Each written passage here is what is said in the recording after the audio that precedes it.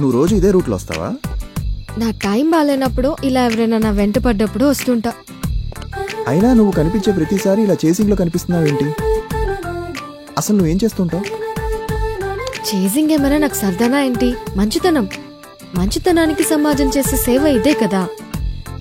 చిన్నప్పటి నుంచి నాకు సోషల్ రెస్పాన్సిబిలిటీ ఎక్కువ. ఎవరికైనా ఏదైనా ప్రాబ్లం ఉందని తెలిస్తే ఫైట్ చేయటం నా హాబీ. రోజు ఏదో ఒక దాంట్లో ఇన్వాల్వ్ అవ్వటం, ఇలా ప్రాబ్లంలో పడ్డం, రౌడీలు నా వెంట పడ్డం అలవాటైపోయింది. జర్నలిస్ట్ అవ్వాలనేది నా కోరిక.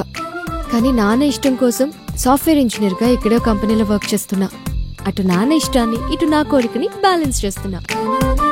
నీకు నాకు కామన్ పాయింట్ ఒకటే. ఏంటది? నాన్న. ఒక్కోసారి లైఫ్ మనకు కావాల్సింది ఇవ్వదు, మనకి నచ్చినట్టు తీసుకెళ్తూ.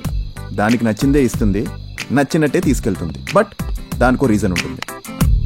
అలా మా నాన్న కోరికని నిజం చేయడానికే పోలీస్ జాబ్లో జాయిన్ అయ్యేలా చేసింది ఈ డెస్టినీ. ఇంట్రెస్టింగ్. పర్లేదు, మంచోడివే. నేనే కాదమ్మా, మా మగాళ్ళంతా మంచివాళ్ళే. కానీ మీ ఆడవాళ్ళకి అర్థం కావడానికే కొంచెం టైం పడుతుంది. అర్థం చేసుకునే వాళ్ళకి అసలు టైంతో పనేముంది?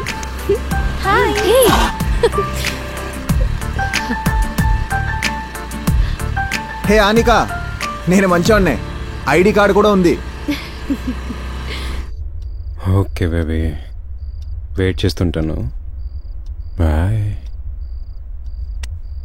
రే గంగా, నా గర్ల్ ఫ్రెండ్ ఇంటికి వస్తుంది.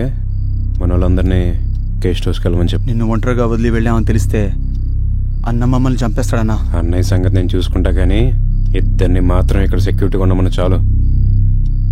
ఉండే. ఓకే అన్నా. రే రండ్రా.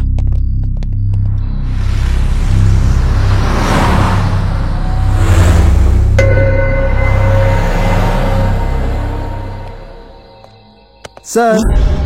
నువ్వా? చంపేశారో బాబు. ఏమైంది సార్? ఇది రావత్ ఏరియా. ఈ రాత్రికి నాకు బీపీ ఎక్కువై ప్రాణం పోయేటట్టుంది. ఈరోజు ఈ ఏరియాలో నాకు డ్యూటీ పడాలా స్వామి? అంతెందుకు భయం? వాళ్ళు మనుషులైతే భయపడాల్సిన అవసరం లేదు. వాళ్ళు మనుషులు కారు, రాక్షసులు. అంతెందుకు, 3 months బ్యాక్ నా కళ్ళెదురుగుండా నా కొలీగ్ శ్రీనివాస్ కారును చెకింగ్ చేయబోతే దాదు కారుతో గుద్ది దాన్ని ఒక యాక్సిడెంట్ గా క్రియేట్ చేశాడు. పాపం శ్రీనివాస్ చాలా మంచివాడు.